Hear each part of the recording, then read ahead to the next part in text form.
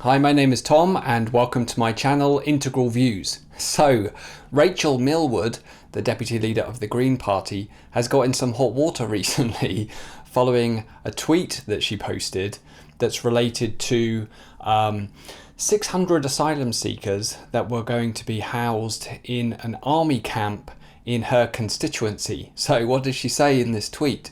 She said, "It's been astonishing to experience firsthand how badly the Home Office mismanages asylum seeker accommodation.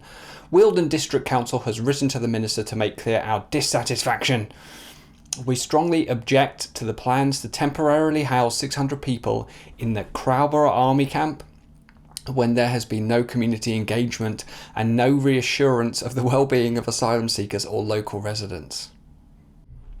Okay, and in that letter, it says, "We are writing to state our strong objection to the decision you have taken to use Crowborough Army Camp as a temporary location for 600 asylum seekers, because the dire mismanagement of the situation is already causing major problems, and because we simply do not have information to reassure us that the well-being and safety of both asylum seekers and local communities will be properly safeguarded." So she's clearly not happy, and her constituents, more importantly, are not happy. So she also says this in the letter: "Following that briefing, we wrote to you and highlighted various concerns. Quite clearly, accommodating 600 men on one site with no right to work brings significant risks. We had concerns about staffing resource at the camp, about police provision, and about the additional strain on the already overstretched public services. Crucially, we clarified that it would be essential for the Home Office to communicate any plans properly and meaningfully to local residents." Well, there's a migrant hotel close to my house. I never got any communication, but I guess they're special. "We requested to engage with all relevant public sector partners, for example, the town council, relevant stakeholder groups, blah, blah, blah, blah, blah." Okay? What she's basically saying is, this is what I think's happened. So she's got a lot of complaints from her constituents about what's happening, right? And it cuts directly against her policy, her views, and what she said in the past. And so she's focusing on, oh, well, you didn't communicate to us properly, and we're really concerned about the asylum seekers and their well-being. And, it's just the fact that they can't work that's the problem. And this is pretty inconvenient, isn't it, for Rachel and for the Green Party? Because the Green Party's stated policy with regard to asylum seekers is basically to make the whole process legal, to have safe routes for people to be able to apply from different countries anywhere in the world, and then to be able to work when they get here and also vote. So yeah, this is cutting kind of counter to what they stand for, apparently, right? And here's Rachel herself saying that refugees are welcome. "There will be a day when we sit our grandchildren on our knees and we tell them, first they came for the immigrants. So we hung out flags from all the nations and we said, refugees are welcome here." And following this tweet and this letter and her constituents being very unhappy, she basically made these attempts to clarify, saying, oh, it's just the conditions, as I said before, it's just the conditions that I'm talking about, they should have the right to work, etc. And that's the real problem. But Rachel dug the hole even deeper when she said twice in videos following the letter that the people coming over were doctors, surgeons, lawyers, and barbers. So let's just take a look at those videos. So I'm here outside the training camp where the Home Office has decided to temporarily house 540 asylum seekers. What struck me most actually from this first site visit is the stories from the Home Office staff of the asylum seekers in other sites. They're talking about surgeons and doctors and lawyers, people who come from Eritrea or Afghanistan or all kinds of different places, who really should have the right to work, to contribute to our society, to be better integrated for their own well-being and for our communities, to pay tax, to... All right, I've had enough of that. I can't anymore. All right, I mean, this is just it's actually quite literally delusional. Because they're not doctors and surgeons and lawyers coming over. They're not. Clearly, obviously not.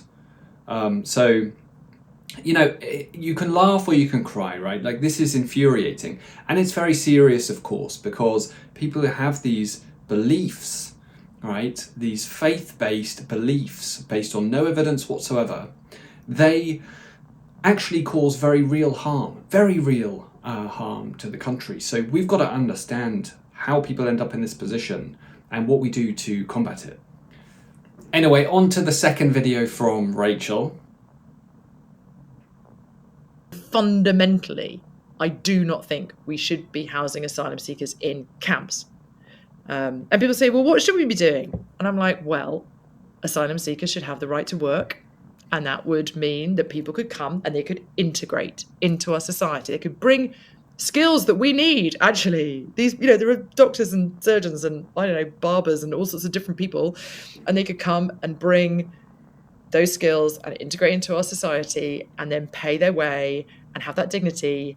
And okay, yeah, so I think obviously if you allow people to work, anyone from around the world to come to the UK and work and just be part of the UK, you're opening the UK up to billions of people. Let's get real, right? Not every country has as high a standard of living as the United Kingdom. The United Kingdom has a high standard of living that's basically built based on historically a high trust society, and we have a complex, you know, holistic, beneficial moral framework overall that isn't shared across the whole world. So we got to get real. This is just absolutely delusional stuff from Rachel here. So anyway, let's move on. There's another part of this video, so let's move on to that, because these actually there's two more parts and I want to cover them because they're equally kind of just crazy, and we've got to point this out and we've got to understand it and then deconstruct it and basically defeat it. Rachel is absolutely right, I think, when she talks about the fact that this is a high-risk situation. If you had 600 men unable to work from any country, including people who are white British and were born here, I feel like there is some risk of potentially disorder, people getting bored. Look at the way prisons operate. This is not a good situation for anybody. Okay, so what are you talking about? See, what she's saying is basically there's the same risk because everyone's the same. It's just men. Yeah, so it's all men and there's no difference. So maybe she could explain why it is we see such like an order of magnitude higher rate of sexual offence among people from Afghanistan and many other countries that migrate here on small boats, even when they're in hotels. Is it just because they're bored? I mean, because they can't work and that's why they do it? I mean, it's just completely ridiculous thing to say. There's a lot of people, right, who are not working, men who are not working, it's a reality, and they don't have the same rates. Okay, are you considering that maybe it's a cultural difference? Maybe it's something to do with the moral framework that they come from? Is that considered in your analysis at all, or no, that's completely off limits? Anyway, let's move on, because there's another little part to this video. Rachel was bang on, is this is a nuanced discussion, especially when it comes to 600 men. And, you know, the idea that these people don't get to work, they're put in pretty poor conditions, grouped together with maybe 5 or 6 other people in a small room. Like, there's going to be this testosterone, there's going to be anxiety, maybe anger. That's nothing to do with being an asylum seeker. I don't even know where to start with this. I mean, it's so dangerously delusional. And it's actually counter to the evidence. So you have to literally just not pay attention to reality and not accept reality to believe these things. So what he's saying is that if you know, that basically the rates of offence and all of this danger that they're talking about now is not the result of culture, not the result of these people being different, morally different, different in any way whatsoever. They're exactly the same, yeah? The only problem is that they're in those conditions, and that's what's causing it. And that's flat out nonsense, flat out nonsense. And the thing is that these people, they basically go around expressing these views as if they're morally superior and that it's just great what they're doing and they're such nice people. But this isn't nice. This isn't being a good person. That's not being nice, because what you're saying is wrong and dangerously wrong. And when you say things like that, it might make you feel good, but actually it causes real harm, really horrific harm in society, right? We've got to face up to that. These people have got to face up to that, and they've got to accept that what they're saying is wrong and is causing harm. So of course, Rachel's constituents witnessed this and they were not impressed whatsoever. So they expressed their displeasure directly to Rachel, and here's 2 clips in which they do that. My second question is actually directly to you, Rachel. It does actually go to you as well, James. You did a video the other day, Rachel, saying that all of these people, you know, doctors and engineers and surgeons that are coming here, and we should give them the right to work. Now, firstly, engineers, doctors and surgeons do not come from France on a dinghy and throw their medical certificate overboard.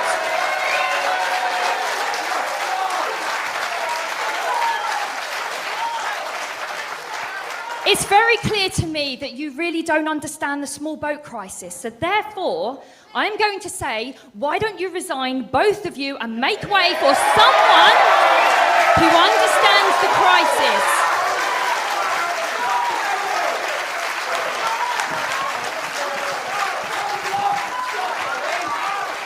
It's not a joke, Rachel. I'm serious. You do not have the capabilities to do this. You don't understand the small boat crisis.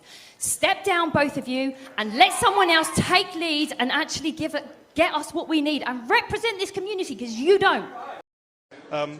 So many of you will know who I am. I'm not sitting up on the stage. I'm a Wealdon District Councillor. I've been to every single public meeting that this town has held, and I know that this town has been reported in the press as being divided. Can we just have a show of hands and some noise in this room to prove that we are not divided about this issue?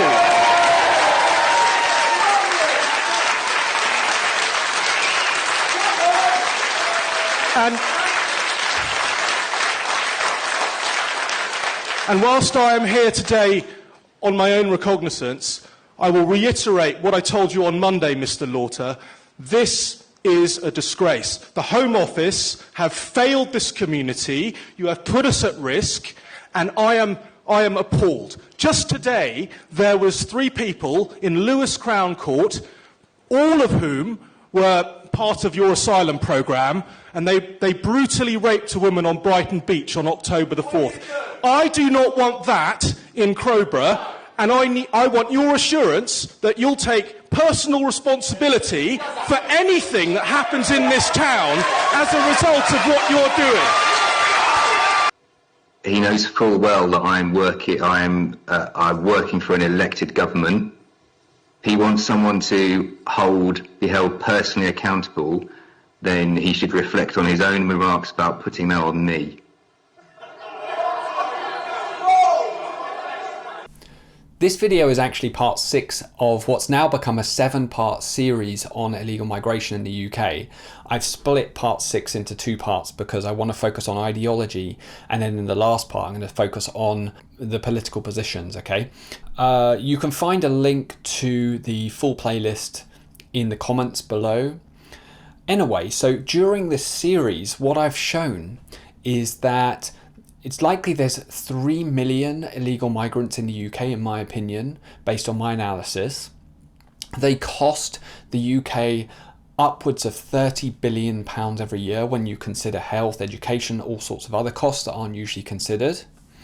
And they also commit sexual offences an order of magnitude more frequently than native-born British people. And yet, despite this, given the fact that the government in the UK does everything it possibly can to cover this information, not release it, not track it, right? Not face it, not even discuss it, okay?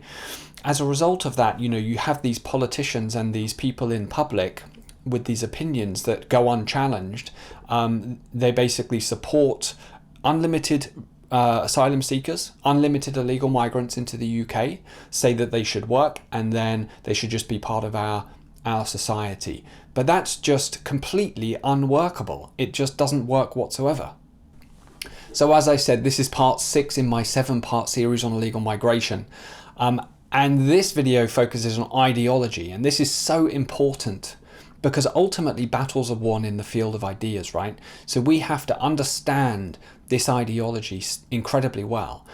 And I want to talk through liberalism, relativism, and some other concepts that will help us to get an understanding of how people end up in this headspace, right? Why they're wrong, and what we need to do to defeat it, to basically remove it, because it's causing major harm to our society. So we're going to use Rachel as a kind of case study, but this applies, of course, to many, many people across the United Kingdom. Okay, now as part of my research for this video, I watched Rachel's Green Party conference speech in full. Of course, I consumed a lot of other content, right? Actually, I tend to be consuming a lot of this kind of stuff. I would say I probably consume more of this kind of stuff than your average Green Party voter, ironically, okay? So anyway, I suffered through this, yeah? So I suffered through that for your benefit, okay? All right, I had to take breaks. It was really difficult. It often is. But anyway, so I pulled a few pieces I just wanted to mention quick from her Green Party conference speech. I won't make you suffer through watching it. So basically her father was a managing director of a successful business in the 1980s. So obviously he did extremely well, but he was a strongly socialist individual. And nevertheless, financially well off, I would say, managing director of a business in the 80s, okay? She joined Greenpeace, right, at a young age. Now, what I think about this, yeah, is that Greenpeace, when you actually really look at it, they campaigned against the use of nuclear power.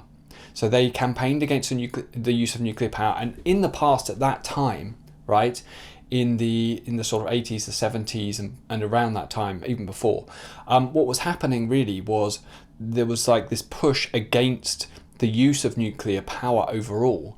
And when you think about it, actually, if nuclear power had been fully embraced and utilized at the time that it came online and we discovered it, then we wouldn't have the issues that we do right now with the climate, right? So they actually caused this through their activism, okay?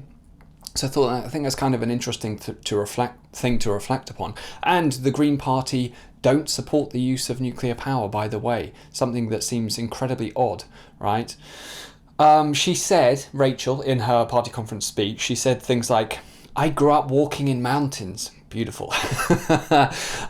She also said, "The system that has caused such destruction of nature is the same system that rips us apart from each other." Okay, now this is just so it's such a distorted view of reality. It seems like it doesn't have any really historical context whatsoever. And it's only looking through like a distorted lens. Because the thing is that this system she's talking about that's destroying nature and is tearing us all apart actually caused more people to rise out of poverty than any other system at any other time in human history ever. Actually, no system, and she's basically talking about modernity effectively, right? Capitalism and those kinds of things that basically stemmed from the Enlightenment period. No other system has ever improved the standard of living and saved more lives than that system. And yet she just looks at it as, oh, it's destroying nature and dividing us. So she's not thinking about the invention of vaccines or antiseptic or antibiotics. She doesn't credit any of that to that system. So you see, it's this distorted lens where you look at the downside and you never look at the upside, okay? It's delusional, basically. And further, so she is an Oxford graduate. I think she did a degree in theology. And then she went on to do a master's degree in gender and development at the African Gender Institute in the University of Cape Town. And Rachel lives in basically a mansion, 1.6 million house, 1.6 million plus. So her house is 1.62 million pounds, in 2021, okay? Now, I want to give credit to Guido Fawkes for basically first reporting on this, right? And I did my deep dive, I did my verification of this through Companies House and registered sort of companies to the property and the address, and then also a correspondence address from the district council. So I did my due diligence, but I'm not comfortable sharing photos of Rachel's actual house. I'm going to share, as I speak, I'm going to share a series of photos of houses in the direct vicinity, directly close to Rachel's house, but just not her one, okay? Now, as we go through these photos, keep in mind that Rachel's house is actually much more valuable than most of these, okay? So it's on the high end, right? So lovely, really beautiful. The thing is, I'm not doing this to basically say, well, yeah, I'm anti-wealth, you know, and anyone who has wealth is to be ignored, or I'm not even saying that people who have wealth are more likely to have these luxury beliefs. I think maybe they are, but not all of them do, right? There's a lot of people who are not wealthy who have a similar kind of belief system. And so effectively, this can apply to many different people, okay? But anyway, the interesting thing about this is that, about Rachel's abode, is that it has an EPC rating, which is an energy efficiency rating of E, which is incredibly low. And isn't that interesting, right? Because she basically works for the Green Party. That's what she supports and what she's doing, which is all about lowering emissions, energy efficiency, insulation, all those kinds of things. And yet her house has an EPC rating of an E. And isn't that kind of perfectly aligned with one rule for me, one rule for thee? So I want to be able to say that refugees are welcome, but I don't want the actual reality of it in my constituency or around me. I want to say that we need to save the world, but I don't want to actually improve my house with an EPC rating. No, that's inconvenient. And further, more evidence to this, is that Rachel actually rents out the top floor of her mansion through Airbnb. And the Green Party often locally campaign against Airbnb and want to restrict it. So again, it's like this inconsistency. And there is an element here within this ideology. I just want to point out there's like an element of it, or like there's a certain part of it, not all of it, but one part is that I think sometimes people have this, they have a lovely life, yeah?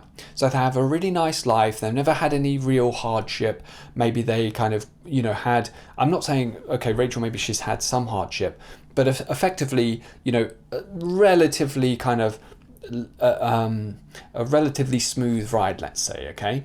And then, they get into this position where they really like feeling, they like saying these things and they like feeling this way. It's like a luxury belief. It's like, oh, I don't have to face the consequences of it. Because often the consequences of these kind of ideologies are not directly tied into them. They can be blamed on other people, or they affect other people. They don't affect you. So I think there's an element of that going on. Okay, it's really important for us to understand this belief system, how it manifests, what it says, what it's based on. Because if we want to basically change what's happening to the country, we have to win this. We have to understand that ideology and then basically dismantle it effectively and show it to be harmful, right, and flawed. So this ideology, okay, it often says, it basically believes all people are the same. People call this blank slatism, and it's this concept that everybody is the same. People will often refer to blank slatism as like, everybody's born the same, but actually it goes further, right? Because it's not just at birth, because people, asylum seekers who are coming here, right, illegal migrants coming to the UK, they're adults often, mostly, okay? And so they've developed a moral framework. So it's not like they're coming here as babies, right? So blank slatism actually applies beyond just birth, okay? It has a very severe dislike for any differences. It has a very severe dislike for hierarchies as well. Any kind of value hierarchy, right? Saying one thing is better than another, saying one culture is better than another, or one moral framework is better than another, is seen as harmful and as nasty and wrong. So it feels good for the person who holds the belief. I've said this previously, okay? they think that they are amazing and morally superior people because they're not like those mean guys, those mean people who say mean things, right? Even if they're true, those are mean people and they are baddies, and I'm better because I say only lovely, nice things. And this whole belief system is called relativism. So Rachel is suffering from a very severe case of relativism, but many people across the country are, even though they're completely unaware of it and don't understand the historical context or what they believe whatsoever in context. So they're unconscious of it, okay? And relativism is tied in very closely to post-modernity, to postmodernism, okay? And just to get an understanding of this, we're going to take a slight step back prior to relativism and prior to postmodernity, so that we can see how it evolved over time, right? And we start this basically with feudalism. And for most of human history, there was basically this philosophy that was like mythological, and it was expressed within religions, within religious texts. So there was a very in-group kind of bias, and it was, you know, operating basically for the vast majority of human history. But then came the 1800s, and in the 1800s and slightly before, okay, so it's been developing through time, but it really came into power kind of, it came to the forefront in the 1800s, and that was objectivity, you could call it, okay? And that's through the Enlightenment, so through thinkers like Newton, and actually the US Constitution was a reflection of objectivity that came alongside sort of liberty and individualism and freedom, right? And I'll explain how this operates. Effectively, within a mythological moral framework, within a mythological worldview, your rules and sets of behavior as a society are determined by what's written in a religious text, basically. So that's your sins and your virtues, your saints and sinners. It's basically all within a text. But that text applies to the believers of that text. It's not universal, right? But then when science came along with the scientific method and Newtonian physics in the Enlightenment in the 1800s, what happened was that the things that weren't objectively true or universally true within the religious text, within the myths, the mythology, they were shown to not be true via the scientific method. And then, so the scientific method that we're going to call basically objectivity as a worldview, objectivity, right? You can also call it rationalism. Effectively, what it was doing was it was deconstructing the mythological worldview. So along came science, and it deconstructed mythology and a mythological worldview and supplanted it with these truths, these new truths. And they're not just like truths in terms of I've done the scientific experiment and this thing is technically true based on these objects doing these things, like Newtonian physics. But also there was like a moral framework that came with it. Because when it deconstructed and rejected the entirety of mythological value structures and truths based on, you know, sort of texts, religious texts, it also threw away the moral framework to a large extent. So it had to replace that moral framework. And it did so based on these universal moral rules or moral truths, okay? And so we'd call that things like liberty and freedom and individualism and freedom of speech and all these kinds of things that apply globally. Because you think about, like, if you do a scientific experiment, the results of that apply globally. So they apply to anyone, no matter what, because they're based on effectively like objective reality, right? And so to coincide with those new objective global or universal truths, there was also the introduction of universal morality. And the US Constitution was a document that basically put into law or kind of was created on the basis of these new universal moral truths. Okay? And the thing is, right, that I've just explained how basically the scientific method and this objective worldview that came about in the 1800s, that resulted in the Industrial Revolution, that changed the world and began this world-centric way of looking at the world overall, right? That supplanted mythological truths that are within religious texts by deconstructing them and showing them to not be accurate globally, right? So it basically deconstructed them. So then we had this set of kind of objective truths, right? But then relativism came along, post-modernity. And just as objective scientific method and all that kind of stuff had deconstructed the mythology that came before it, relativism and postmodernity deconstructed objectivity in turn, right? So basically what it did was it said, you can do your scientific experiment and then you can come up with your conclusion, okay? But that's only true from a certain perspective. And actually the way that things really work is that it can be seen in a completely different way. So it's all relative. You can't say there are any ultimate universal truths because everything is a matter of perspective. And what that was doing was it was reintroducing subjectivity into an objective worldview. And that is actually quite an important thing to do because the way reality actually functions is as this unresolvable equation between subjectivity and objectivity. You've got objects externally, and then you've got subject, which is consciousness, okay? So those two are basically kind of irreconcilable in a sense, right? That it's like they don't resolve, and that's the beautiful mystery of the universe.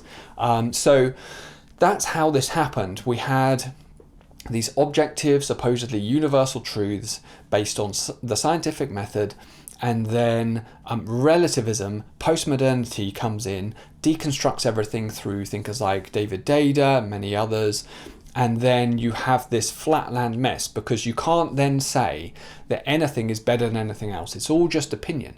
You might think it's good not to marry your first cousin. You might think it's good to do this or that, but that's just your opinion. And it's no more true than anything else. And so when you go down that path, all real value structures get deconstructed into a mess, into a flatland mess of nothing. Basically, you end up with just, oh, well, that's your opinion and I've got a different opinion and that's that. And so then out of that, you get things like DEI, you get gender theory, because right, you can't say anything objectively, and so everything is blurred, subjective, and how dare you say that these things are true and always true and objectively true, because we're deconstructing everything down. And the same is true of our moral frameworks culturally. They get deconstructed down into a flatland mess of nothing. They basically it's just destroyed, right? So that's how relativism that people believe in these days without even knowing that they do, right? That's how that basically came about. And the really interesting thing about it is that it sees itself as a virtue in itself. So it doesn't matter the actual objective outcomes, right?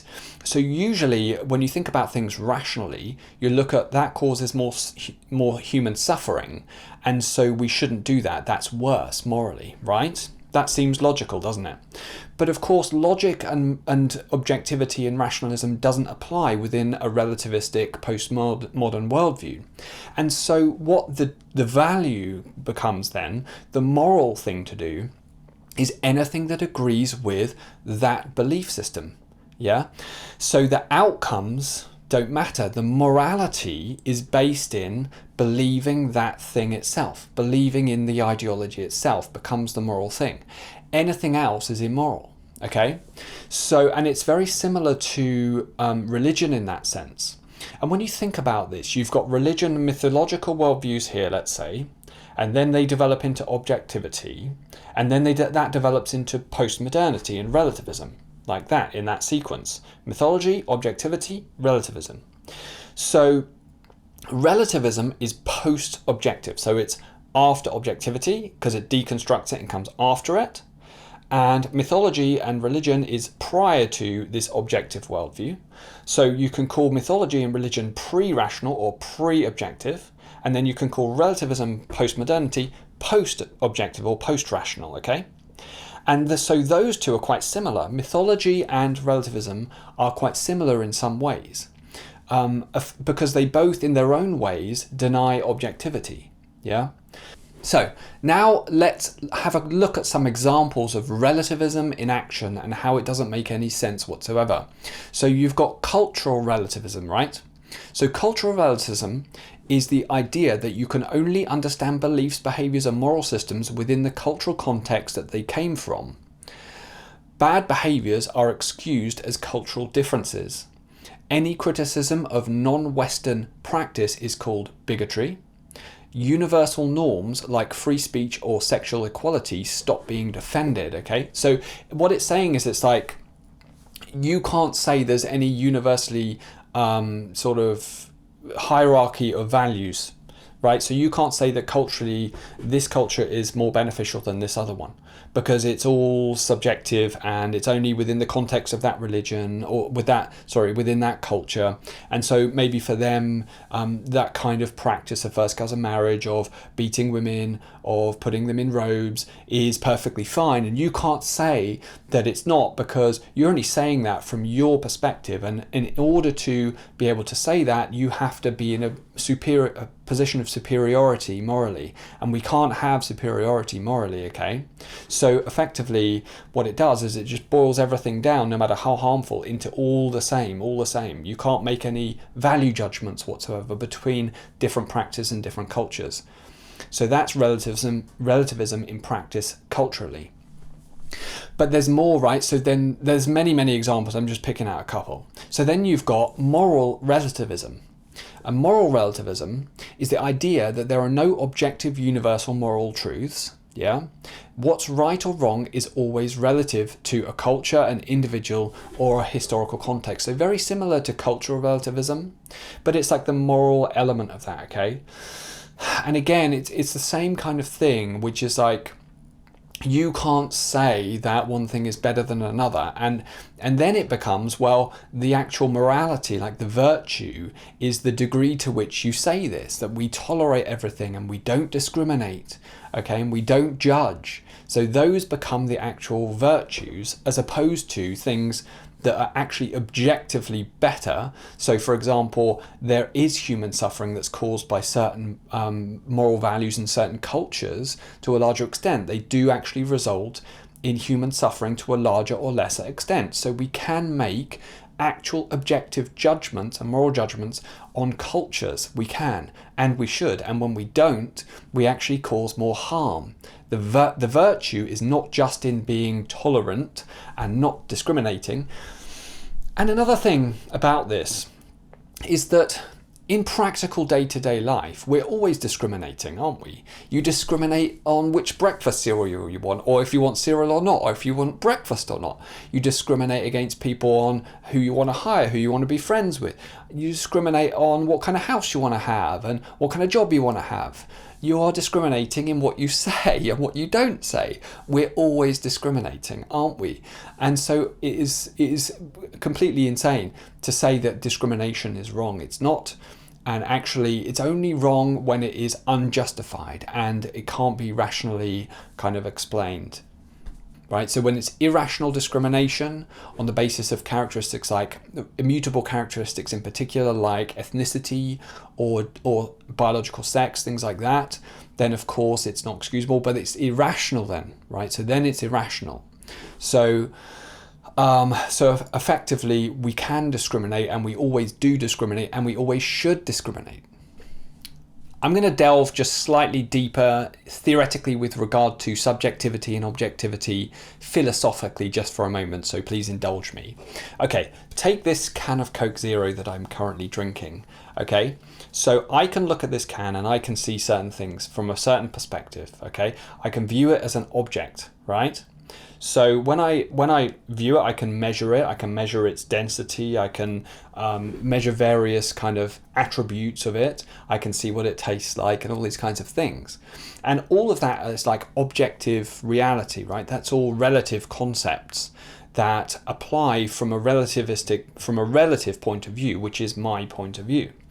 But the way this can actually exists in reality is from every possible point of view. Not just every possible point of view in this room, but it actually exists from every imaginable possible point of view, and that's essentially infinite. So the actual reality of this can here is infinity, okay? And that's pure subjectivity.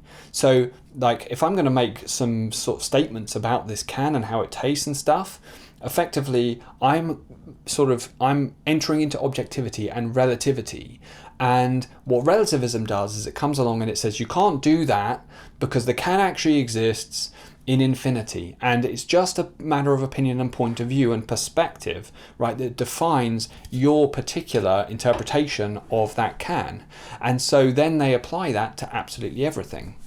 And actually modern physics is kind of demonstrating this to some extent.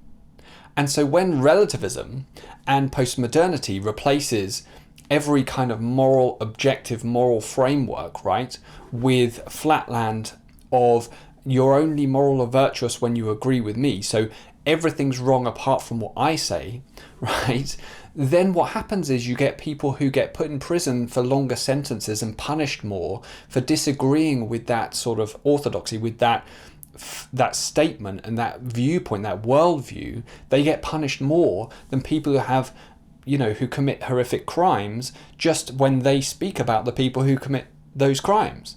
So you see how that's the construct, that's the way it flows in terms of the ideas. Even if people aren't aware of it, most people aren't aware of it, they just end up in that position.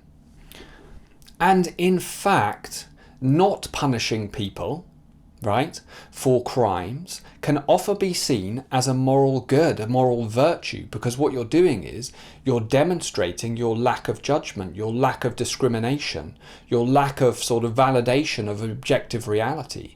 So you're basically demonstrating your virtue in the same way as people in a religion would demonstrate their virtue based on, their commitment to a faith or to sort of commitment to commandments. In the same way, people who have the ideological position of relativism, they will demonstrate their virtue by effectively ignoring and refusing to come to terms with or even acknowledge reality. So for example, my last video, I went through data and I showed the actual human suffering that is a consequence of this illegal migration that we have in the United Kingdom, okay? But from a relativist's point of view, I'm a baddie. Even if the information I spread is real and will lead to less human suffering, even if that's the case, I'm still the bad guy because I said it, because I offended, I broke the rule, I broke the sort of sacred rule of never actually discriminating, okay? And what we mean by discrimination is actually acknowledging that some things are true and some things are not true. And relativism claims to be inclusive, okay? But actually it is incredibly exclusive because it excludes people with other belief systems. It excludes worldviews that are holistic and important, and it basically just throws them away, right? And even demonizes them as well. So they're then seen as sinners, right? They're bad people. And the only truth is the truth that they say themselves. Objectivity is to be discarded effectively. So they are basically saintly. And they do this, basically all the time, and really to a very extreme degree, as we see across society. Now I want to talk about the difference between liberalism and relativism and how they're both kind of contributing in their own ways to the issues that we have. And this is a discussion that's happening increasingly online. And I want to add to this debate because I think there's a missing element to a large extent, and we really need to include it. And that is basically what I've been talking about, which is relativism and postmodernity, okay?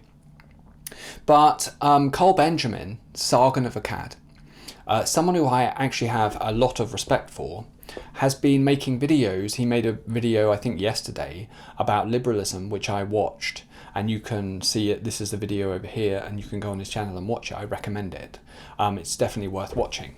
So, but the thing is that, so I tend to agree largely with Carl.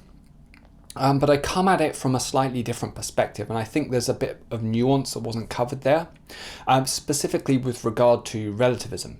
So Now, I've already explained how liberalism came about really like in the 1800s, and it was applying these universal global kind of rights, and then that led to like this world centricity and all these global institutions, right? And it was originally, like in the US Constitution, those universal rights applied to US citizens, okay? So in that framework of a nation state, liberalism can work. That's what I'm saying. So you can have freedom of speech, you can have specific rights that apply to citizens, right? No matter their general, I don't know, whatever it would be, like their background or whatever, right? You fill in the blank, no matter what it is. And so it's good to have this sort of baseline of rights. But what we saw was that then it continued to creep. So as opposed to having freedom of speech, then we got these hate speech laws, and it kind of crept, and it didn't only creep in terms of these rights just constraining everything, right, but it then crept even further, and it went beyond borders. So then the rights that you put within your law as a nation apply to everyone else in the world and how you treat them, and that's how we've ended up in this situation. So originally liberalism wasn't how it is now. And we need to put that in context, right? And relativism came about and caused a lot of these changes to liberalism. So we've really got to understand how relativism plays into what's happened to liberalism.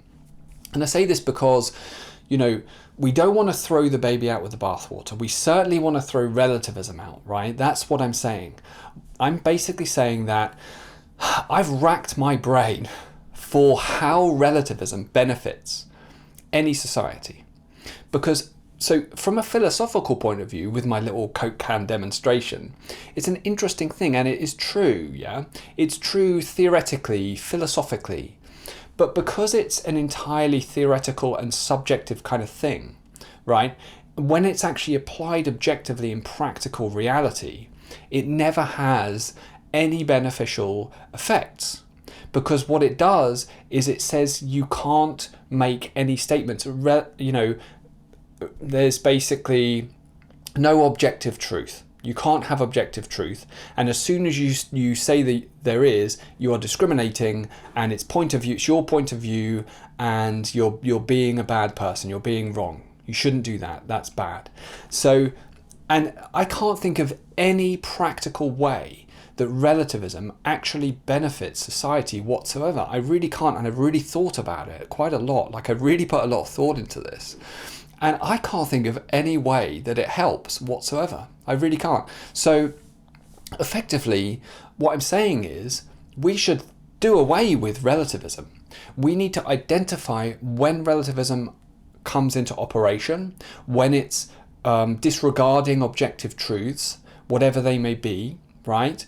And it's doing so on this kind of moral virtue signaling kind of path. Like the whole woke mind virus is relativism applied culturally, effectively, in many different ways. And so I think we need to get to a point where, in a similar way that we can identify when there are harmful kind of actions and things that people do, stealing and all that kind of stuff, right? We also need to be able to quickly see, okay, when someone's talking from that relativistic point of view, we can identify it and say that's harmful and wrong, and actually we just get rid of that, basically.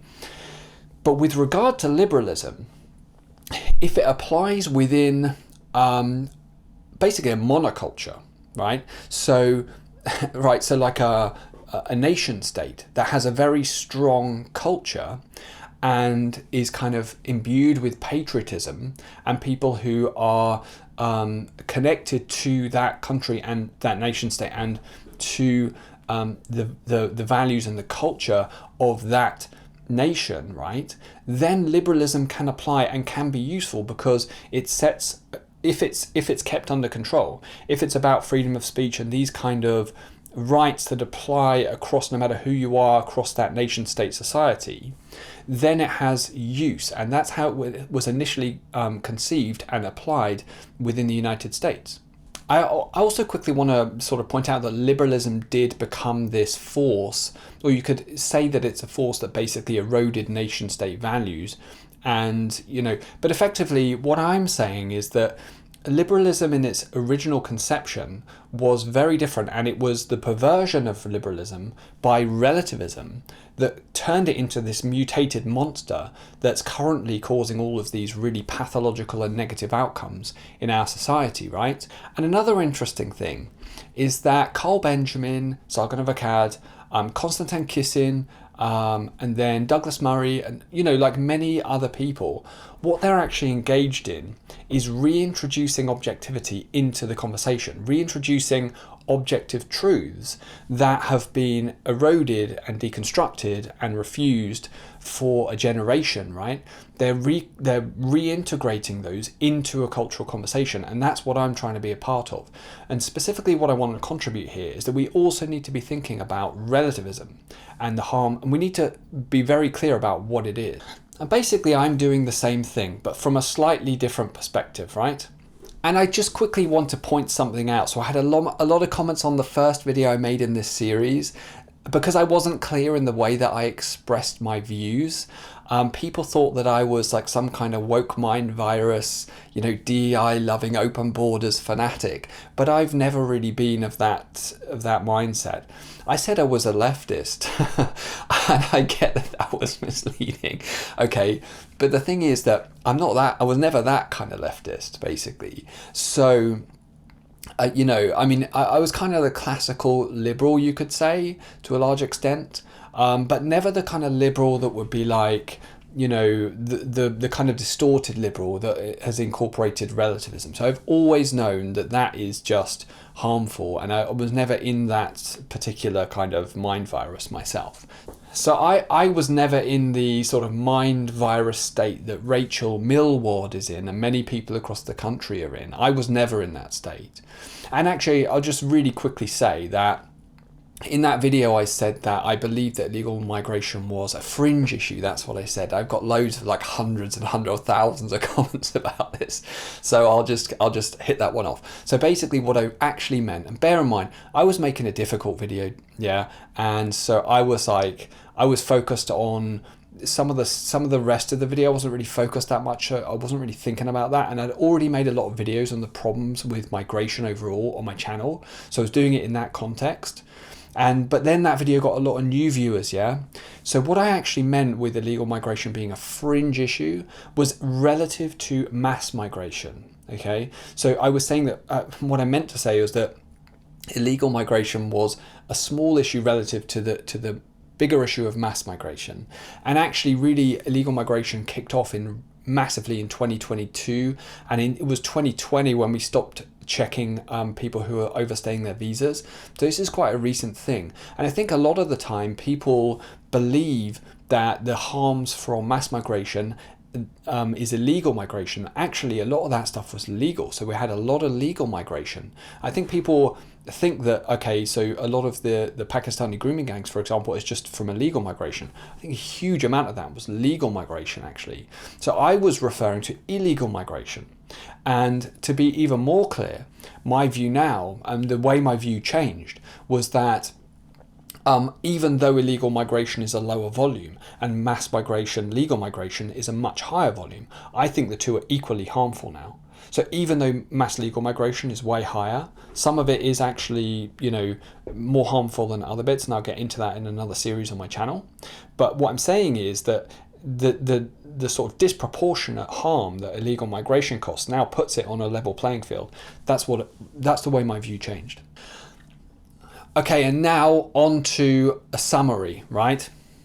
So basically what I'm saying is that relativism is only useful as a philosophical, theoretical construct, right? I can't think of any practical use for it, and that's the nature of it, because it denies objectivity. And to have any practical use, you have to engage with physical stuff and with people that are relative concepts and they're objective in their own way, So I'm saying relativism is basically useless. But liberalism is slightly different. And I think liberalism in its original form is useful within a nation that has a strong culture, right? That is a nation state with very strict borders, and that is comfortable discriminating and applying preference for citizens of that nation state. So within that context, liberalism can have a use. So we don't want to throw both of them out. We can chuck relativism away, but liberalism, I think we need to be more careful. Now, in terms of how do we solve this? Okay, so we solve the excesses of liberalism that I've spoken about by basically constraining it within a nation state. So the sort of liberal universal truths or rights with regard to free speech, etc., they apply to citizens of that nation and nobody else. And so that's how we do it. We constrain it so that it allows us to have a good society, right, that we contribute as citizens toward, but we don't then just extend that, endlessly, basically. Okay? How do we solve relativism? We solve relativism by throwing objective truths into the face of the relativists constantly and not stopping. We need to constantly go, look, you're wrong. This is true. This is objective truth. And they don't have an answer for it. They'll always default to, but you're just a bad person. Yeah. So that, and eventually, that just wears thin. And the truth is that eventually they'll have to reintegrate, right? They have to reintegrate objectivity into their worldviews because it will become so distorted and so obviously pathological, like Rachel Millward's views, yeah? And her constituents are very clear now that her views are obviously distorted, right? She'll be forced to reintegrate these objective truths into her worldview. And that's how we defeat relativism in the field of ideas. And that's what we're doing generally culturally. But the most important thing that we need to do culturally, in my view, is we need to re-establish the nation state culture and preference, in-group preference of citizens. That's what we have to do. And it shouldn't be controversial to say that. We also have to get comfortable again, and I think we are, basically making these value judgments, having hierarchies of moral value, right, of cultures and of behaviors and actions. So I think that we need to get rid of this this delusion that you can't basically say one thing is better than another. Okay, that's it for today. I ranted a lot more than I thought I would, but I had quite a lot to say about it. I really hope that was interesting and entertaining. If you like that video, please give it a like.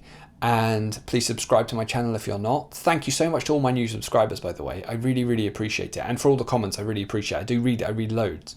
So thank you so much to everyone. All right, until the next one, cheers.